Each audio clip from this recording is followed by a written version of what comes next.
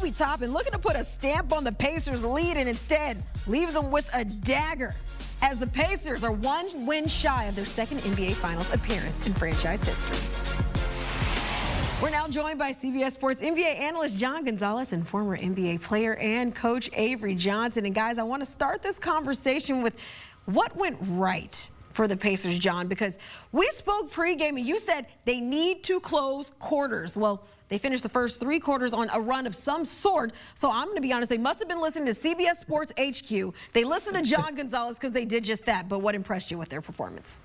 Yeah, I mean, they closed quarters. That was one thing, right? The first 3 quarters especially. They were up 13 or 11 going into the fourth, and they finished by winning by 11. So, yeah, that worked out. But what impressed me most, obviously, was Tyrese Haliburton. I mean, a massive triple-double where he goes for 32, 12 rebounds, 15 assists. Keanu, he had 4 steals. And by the way, and I know Avery's going to love this, no turnovers. He was spectacular tonight. He almost had a triple-double at the half. We talked about both Tyrese Haliburton and Pascal Siakam not really showing up in the fourth quarter of the last game when they allowed the Knicks to come back from down 20. Well, tonight, both of them showed up in a big way. It wasn't just Haliburton with that triple-double. Siakam hit some big shots in the fourth quarter as well. He finished with 30 points. He was super efficient. And then just to bring it back to Haliburton, it wasn't just him scoring those rainbow threes, the distribution, the no assists. He had Obi Toppin for what was essentially the 3 that salted the game away. That was a big-time player in a big-time game with big-time moments. And now the Pacers have a stranglehold on this series, up 3-1.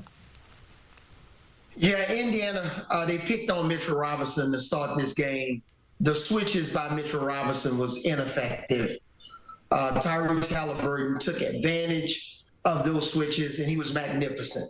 Remember, John, Keanu, I said that Indiana needed to make 12 or more threes to have a chance. That was one of my keys to victory for Indiana. Mission accomplished. They shot the 3 extremely well. And then Ben Mathurin, he had 20 points off the bench in 12 minutes. Let me say that again.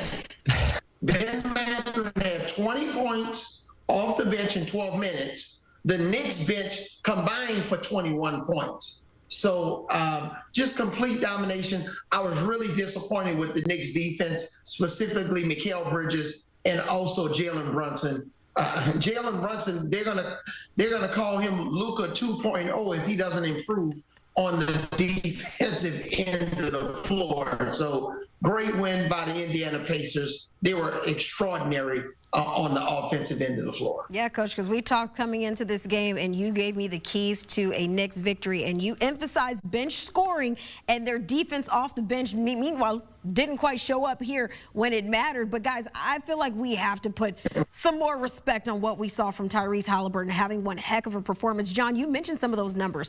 32 points, career high 12 rebounds, 15 assists, but not a single turnover in this game. Coach, what are we witnessing here from Tyrese Haliburton, and how crucial will he also be? I don't want to jump ahead here, but how crucial will he be, say the Pacers do make the finals? Yeah, we're witnessing why the Sacramento Kings have a complete change in their front office, because they've traded De'Aaron Fox and now before him Tyrese Haliburton. Just think about this. De'Aaron Fox and Tyrese Haliburton were backcourt mates with Sacramento. We're witnessing a young man that has a tremendous future, who's going to be a consistent triple-double threat, similar to what Russell Westbrook was during his prime of his career, with somebody that has a much better outside shot. And maybe not as athletic as Russell Westbrook, but we're looking at a young man that very well could be the starting point guard on our next Olympic team. He'll go from the 12th man to the starting point guard because he's that good, and he's such a joy to watch. I think what we're witnessing is somebody stepping forward and going, a lot of other players in this league get attention.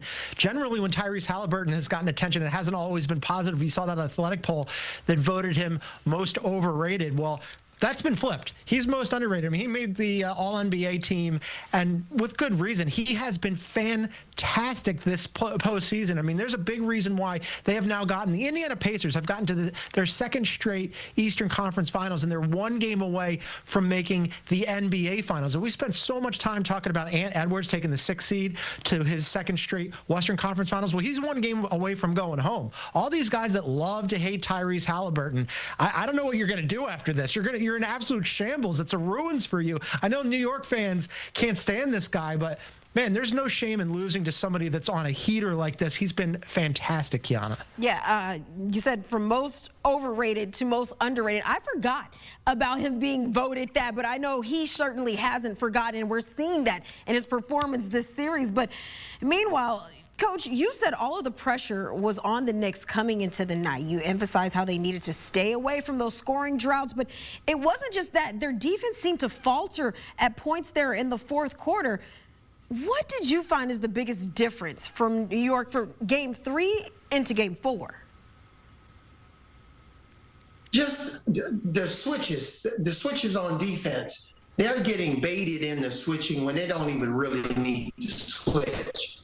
And then Karl-Anthony Towns has always been a little problematic defensively, especially being the last line of defense. Zone a little bit. Play some zone.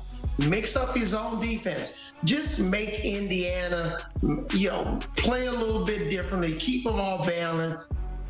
They got to force more turnovers. They're not getting enough deflections on defense. But they got to mix it up a little bit. Get Tyrese Haliburton as involved in the defense as the Indiana Pacers are trying to get Jalen Brunson involved.